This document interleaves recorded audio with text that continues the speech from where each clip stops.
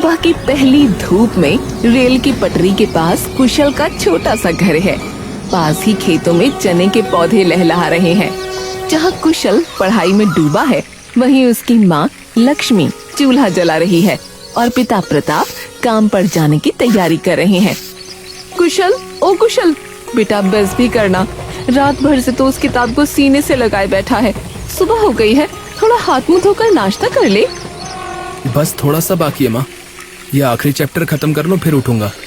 इस बार 12वीं की परीक्षा में मुझे बहुत अच्छे नंबर लाने, ताकि हमारे दिन बदल सके। मेहनत तो तू बहुत कर रहा है बेटा, पर शरीर का भी तो ध्यान रख, खाली पेट दिमाग न चलता। उसी समय प्रताप अपनी पुरानी साइकिल लेकर बाहर आता है। उसके चेहरे पर थकान और चिंता साफ दिख रही है। लक्ष्मी, मेरी पोटली कहाँ है? आज कारखाने में जल्दी पहुँचना है। सुना है आज काम बहुत ज्यादा आने वाला है। ये लीजिए। पर सुनिए, आज आसमान तो देखो कैसी आग उगल रहा है। बाहर बहुत लू चल रही है, अपना ख्याल रखिएगा। गरीब के लिए क्या गर्मी और क्या सर्दी लक्ष्मी। काम नहीं करेंगे तो इस घर का चूल्हा कैसे जलेगा? कुशल की पढ़ाई का खर्च, घर का राशन, सब इसी कारखाने से तो आता है। बाबा आप चिंता मत कीजिए, मैं जल्दी ही कुछ काम ढूंढ लूंगा ताकि आपको इतनी तकलीफ ना हो। नहीं बेटा, तू बस अपनी पढ़ाई पर ध्यान दे। जब तक मेरे शरीर में जान है, मैं तुझे कोई कमी नहीं होने दूंगा। अच्छा लक्ष्मी, मैं चलता हूँ। कुशल का ध्यान रखना और इसे ज्यादा धूप में बाहर मत जाने देना। प्रताप अपनी साइकिल लेकर धूल भरे रास्ते पर निकल जाता है। दोपहर की तपिश में कारखाने की मशीनों का शोर गूंज रहा है। पसीने से तरबतर प्रताप थकान और गर्मी बर्दाश्त नहीं कर पाता। अचानक उसकी आंखों के सामने अंधेरा छा जाता है और वो लड़खड़ाकर मशीन के पास गिर पड़ता है। अस्पताल में डॉक्टर प्रताप की रिपोर्ट चेक करते हैं। डॉक्टर साहब, मेरे पति कैसे हैं? वो कुछ बोल क्यों नहीं रहे? लक्ष्मी जी, प्रताप की जान तो बच गई, पर अब ये कभी भारी काम नहीं कर पाएंगे। इन्हें लंबे आराम की जरूरत है। लक्ष्मी और कुशल डॉक्टर की बात सुनकर सुन्न हो जाते हैं। तभी कारखाने का मैनेजर हाथ में एक लिफाफा लिए वार्ड में दाखिल होता है। नमस्ते डॉक्टर साहब। प्रताप भाई, अब कैसी तबीयत है आपकी? मैनेजर साहब, आप यहाँ? देखिए बहन जी, प्रताप ने सालों तक हमारी कंपनी के लिए अपनी जान लगा दी। आज जो इनके साथ हुआ, उनका हमें बहुत दुख है। कंपनी की तरफ से ये 40,000 रुपए का हिसाब है, ये रखिए इनके इलाज के लिए। साहब, क्या ठीक होने के बाद ये फिर से काम पर आ पाएंगे? माफ कीजिएगा, डॉक्टर ने कह दिया है कि ये भारी काम नहीं कर सकते और कारखाने में ऐसा कोई काम नहीं है जो बिना मेहनत के हो सके, तो आप लोग अपना ख्याल रखिएगा। मैनेजर वहाँ से चला जाता है। लक्ष्मी लिफाफा हाथ में लिए ठगा सा महसूस करती है। देखा लक्ष्मी, देखा तुमने, एक पल में उन्होंने कैसे पराया कर दिया। अब ये 40,000 रुपए तो दवाइयों और अस्पताल के बिल में ही खत्म हो जाएंगे। आगे का क्या होगा? हमारा घर, हमारा खाना, सब कैसे चलेगा? बाबा आप चिंता मत कीजिए, अब मैं संभालूंगा। कुशल की आंखों में अब दुख नहीं, बल्कि परिवार को बचाने की एक जिद है। 4 महीने बाद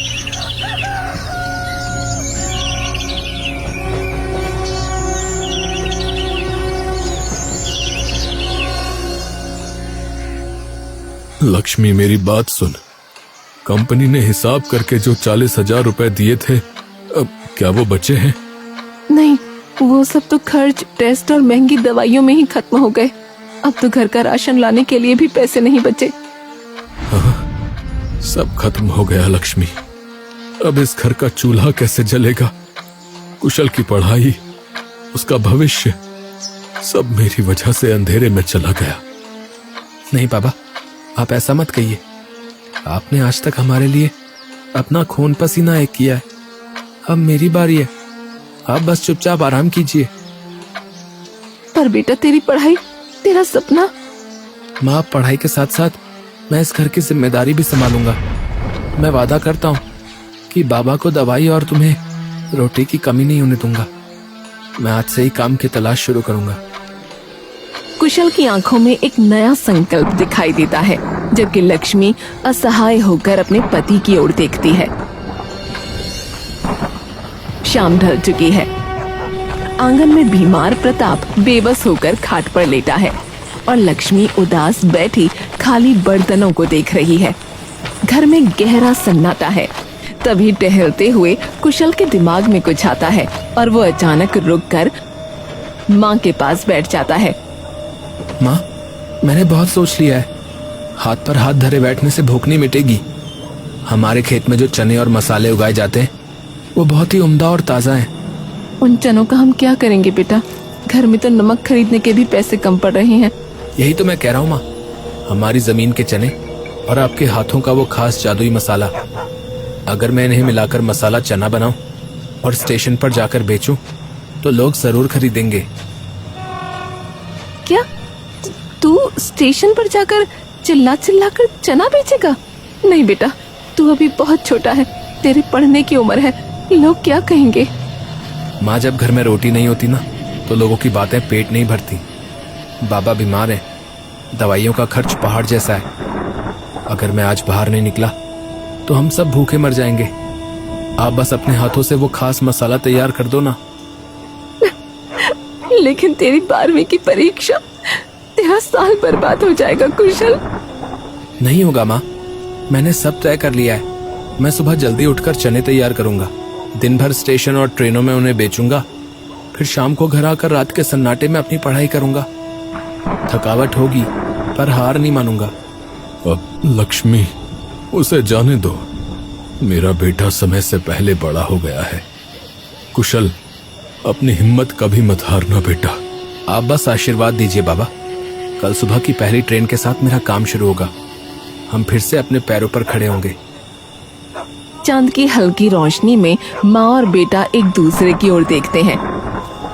लक्ष्मी भारी मन से चने भिगोने चली जाती है।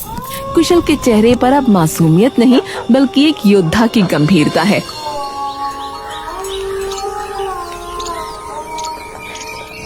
सुबह की पहली धूप के साथ कुशल स्टेशन पहुंचता है। उसके गले में चने का भारी टोकरा लटका है। चारों ओर भीड़, शोर और लोगों की धक्का मुक्की है। कुशल के चेहरे पर घबराहट है। उसने आज से पहले कभी ऐसा काम नहीं किया।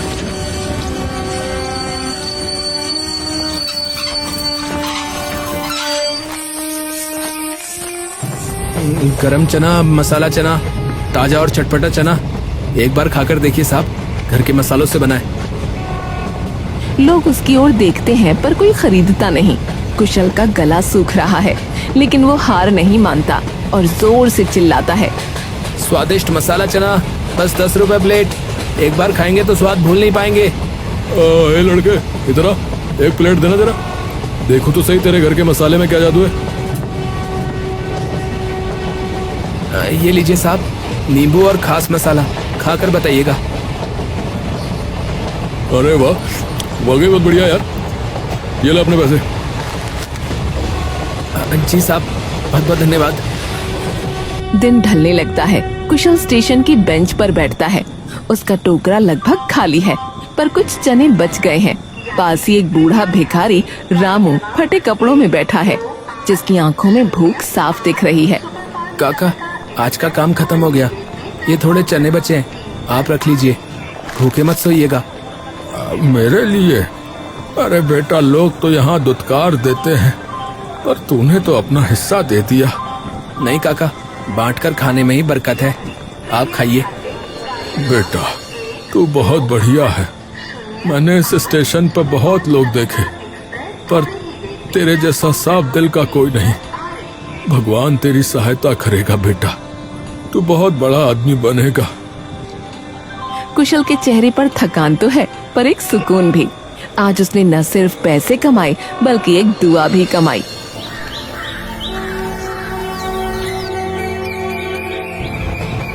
कुशल अपनी टोकरी लेकर मेहनत से एक एक यात्री को चना बेच रहा था। तभी मोती बासी समोसे लेकर घुसा। वो देखता है कि ज्यादातर यात्री कुशल से ही चना खरीद रहे हैं। जोगरे, हट यहाँ से, ये बोगी मेरी है। यहाँ मैं सालों से बेच रहा हूँ। तू कहाँ से नया उस्ताद बन गया? मोती भाई ट्रेन तो सबकी है, मैं अपना काम कर रहा हूँ, आप अपना कीजिए। ए जवान लड़ाता है? तेरे जैसे कल के आया लड़के की वजह से मेरी बोनी नहीं हो रही। इसी वक्त यहाँ से दफा हो जा, वरना ठीक नहीं होगा। अरे भाई झगड़ा क्यों कर रहे हो? उसे अपना काम करने दो, उसका चना ताजा है इसलिए हम ले रहे हैं। भाई आप बड़े हैं इसलिए मैं चुप हूँ, पर काम करना मेरा हक है और मैं यहाँ से नहीं जाऊंगा। ठीक है, बहुत हिम्मत आ गई ना तुझमें। अब देख मैं तेरा क्या हाल करता हूँ। स्टेशन के कोने में मोती और पांचू छिपे हैं। मोती कुशल की तरक्की से जलता है क्योंकि लोग उसके बासी खाने की बजाय कुशल के ताजा चने पसंद करते हैं। दोनों शातिर दिमाग अब उसे फंसाने की ताक में हैं। देख रहा है पांचू, है इस कल के आए छोकरे ने आसमान सिर पे उठा रखा है। जब से ये आया मेरी टोकरी की तरफ कोई मुड़ के भी नहीं देख रहा है। ये नया लड़का हमारे बरसों की कमाई खा रहा भाई। शांत हो जा भाई मोती, शांत हो जा शांत। मेहनत करने वालों को सीधा रास्ता बहुत भारी पड़ता है समझे। और सुन, हमारे पास तो टेढ़े रास्ते बहुत हैं। अबे यार मुझे कोई रास्ता वास्ता नहीं चाहिए। मुझे ये लड़का स्टेशन से बाहर चाहिए। इसकी शक्ल ही गंदी है भाई। अगर ये कुछ दिन और यहाँ टिका रहा ना तो मुझे अपनी टोकरी बेचकर भीख मांगनी पड़ेगी समझा। इसका कुछ पक्का इंतजाम करना होगा। भाई इंतजाम हो गया भाई। देख कल जब ये ट्रेन का इंतजार करेगा ना और भीड़ बढ़ेगी तब मैं अपनी कलाकारी दिखाऊं समझा। मैं भीड़ का फायदा उठा के किसी अमीर यात्री का महंगा फोन इसके चने के झोले में चुपके से डाल दूंगा। और फिर क्या होगा भाई, फिर क्या होगा? अबे फिर क्या होगा लगा रखी है। अबे जैसे ही फोन गायब होने का शोर मचेगा तो तू जोर जोर से चिल्लाना शुरू कर देना। हम पुलिस को बुलाकर इसका बैग चेक करवाएंगे और क्या करेंगे, रंगे हाथों पकड़ा जाएगा ना तो कोई ना इसकी सफाई सुनेगा और ना कोई इसकी ईमानदारी पे यकीन करेगा समझा। भाई बाचू, भाई क्या चाल चली भाई तूने? पुलिस की लाठी और बदनामी, ये दोनों चीजें इस लड़के का ऐसा हाल करेंगी कि ये फिर कभी स्टेशन की सीढ़ियां चढ़ने की हिम्मत नहीं करेगा भाई। भाई सही है, कल इसका आखिरी दिन होगा। भाई तैयार है मोती भाई, कल स्टेशन पे तमाशा बड़ा होने वाला है, देख लियो। दोनों अपनी इस काली योजना पर हंसने लगते हैं जबकि बेखबर कुशल दूर खड़ा अपने परिवार के बेहतर भविष्य के सपने बुन रहा है। साजिश का जाल बिछ चुका है।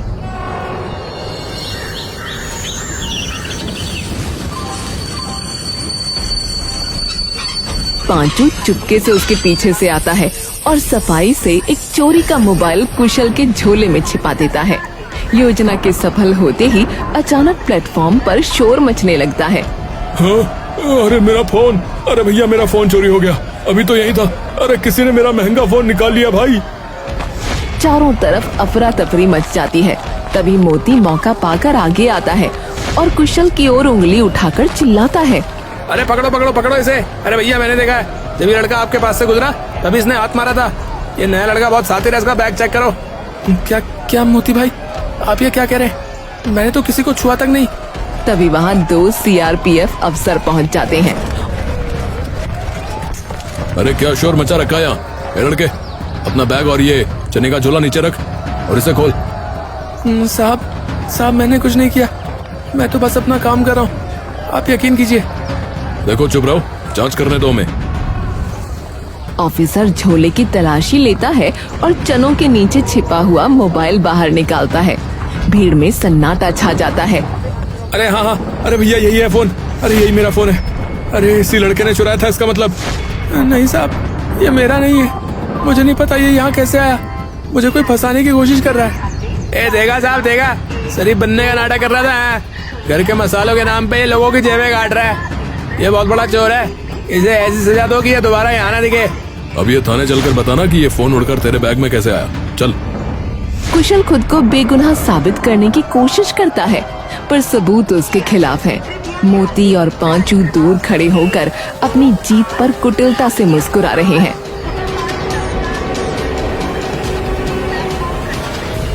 प्लेटफॉर्म पर सन्नाटा छा गया है। कुशल घुटनों के बल बैठा रो रहा है जबकि सीआरपीएफ अफसर उसे ले जाने की तैयारी कर रहे हैं। मोती और पांचू अपनी जीत का जश्न मना रहे हैं। तभी भीड़ को चीरते हुए बूढ़ा रामू चिल्लाता हुआ दौड़कर आता है।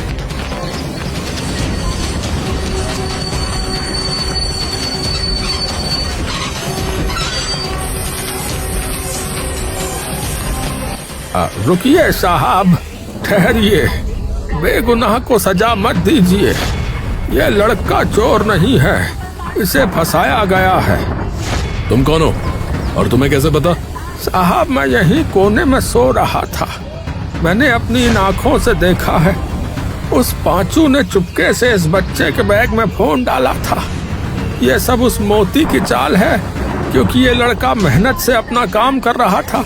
अरे साहब, ये पागल भिखारी है, इसकी बातों पर यकीन मत कीजिए, ये झूठ बोल रहा है। साहब, अगर आपको मेरी बातों पर यकीन नहीं है तो उस खंबे पे लगे सीसीटीवी कैमरे की फुटेज देख लीजिए। दूध का दूध और पानी का पानी हो जाएगा।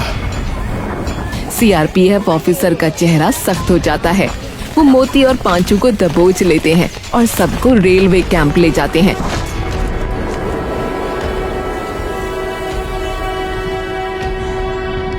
कैंप के भीतर सन्नाटा है। स्क्रीन पर फुटेज चलती है। साफ दिखता है कि पांचू ने कैसे फोन डाला और मोती ने कैसे शोर मचाया।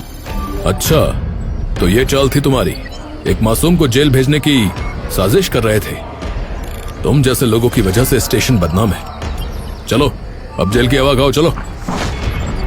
सिपाही मोती और पांचू को खींचते हुए ले जाते हैं।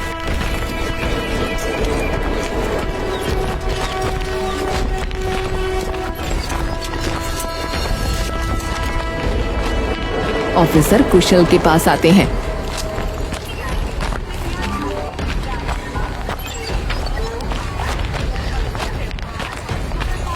माफ करना बेटा, हमने तुम पर शक किया। तुम बहुत बहादुर हो, अपना काम जारी रखो। धन्यवाद रामू काका। आज अगर आप नहीं होते तो मेरा और मेरे बीमार बाबा का क्या होता? मेरी पढ़ाई, मेरा सपना सब खत्म हो जाता। बेटा, तूने मुझे बिना किसी स्वार्थ के खाना खिलाया था। नेक दिल वालों का साथ भगवान कभी नहीं छोड़ता बेटा। तू बस अपनी मेहनत जारी रख, तू जरूर कामयाब होगा।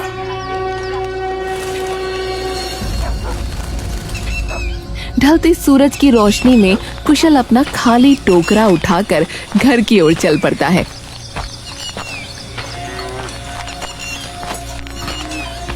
आज उसकी जेब में पैसे कम हैं, लेकिन उसकी आंखों में भविष्य की उम्मीद और सच्चाई की चमक बहुत ज्यादा है।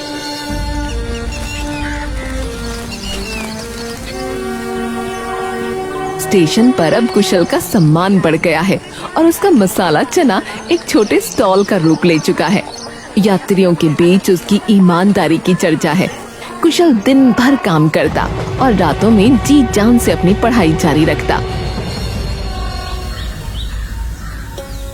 कुशल का घर।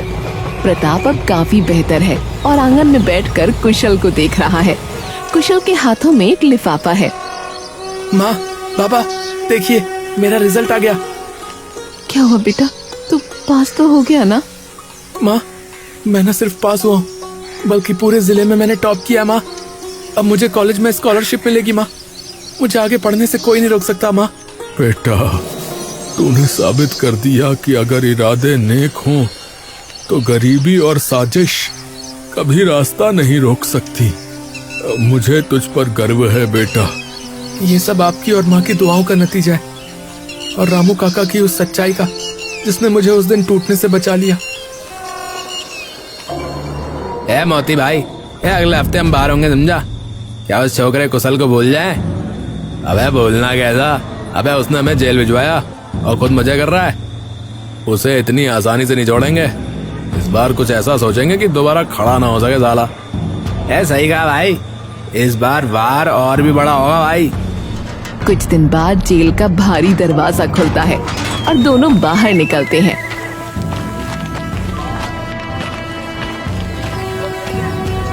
उनकी आंखों में बदले की आग साफ दिख रही है।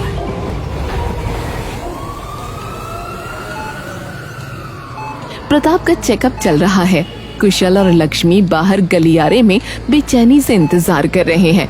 तभी डॉक्टर हाथ में रिपोर्ट लिए बाहर आते हैं।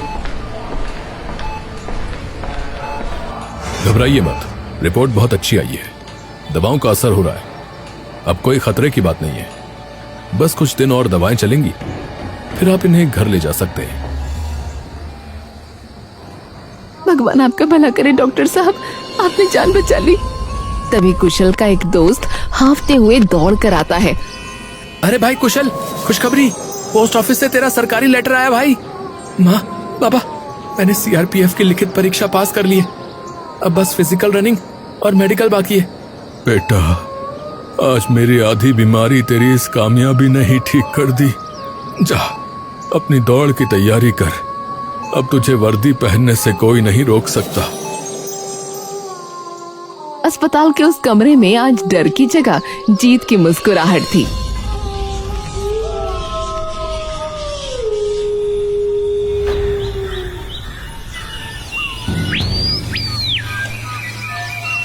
फिजिकल रनिंग का दिन है।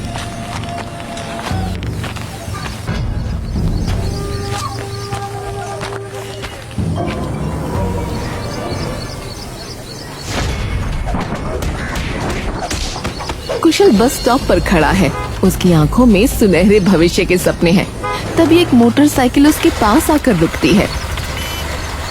अरे बेटा, बहुत चोट लगी है, चलो पहले अस्पताल चलते हैं। नहीं साहब, आज मेरे जीवन का सबसे बड़ा दिन है। अगर आज मैं रुक गया तो मेरी पूरी जिंदगी रुक जाएगी। मुझे जाना ही होगा। चोट की वजह से कुशल की बस छूट जाती है।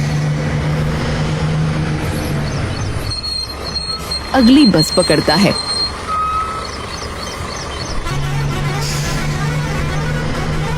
और जब कैंप पहुंचता है तो बहुत देर हो चुकी होती है। लड़के, तुम बहुत देर से आए हो और तुम्हारी हालत भी बहुत खराब है। इस चोट के साथ तुम दौड़ नहीं पाओगे। यहाँ से वापस जाओ। साहब, रास्ते में मुझ पर हमला हो गया, मेरी बस छूट गई। लेकिन ये सिर्फ एक दौड़ नहीं, मेरे बीमार पिताजी और मेरी माता की उम्मीद है। मुझे बस एक मौका दीजिए साहब। मैं मरने को तैयार हूं पर हारने को नहीं। ऑफिसर उसकी हिम्मत देखकर पिघल जाते हैं और उसे लाइन में खड़े होने की इजाजत दे देते हैं। पैर का दर्द बढ़ा है या माँ के आंसू? नहीं कुशल, भाग, अपने सपनों के लिए भाग। रनिंग ट्रैक, सीटी बजती है। दर्द से चेहरा लाल है, पैर जवाब दे रहे हैं, लेकिन कुशल अपनी पूरी ताकत झोंक देता है और आखिरी सेकंड में फिनिशिंग लाइन पार कर लेता है। वो गिर पड़ता है, लेकिन उसके चेहरे पर जीत की मुस्कान है। वो पास हो गया है। समय का पहिया घूम चुका है। वही स्टेशन, वही शोर, लेकिन आज कुछ बदला हुआ है।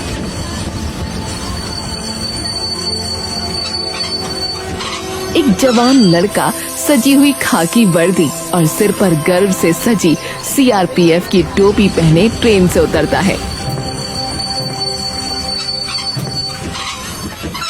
उसके कंधों पर लगे सितारे उसकी मेहनत की चमक बिखेर रहे हैं। ये कोई और नहीं, कुशल है।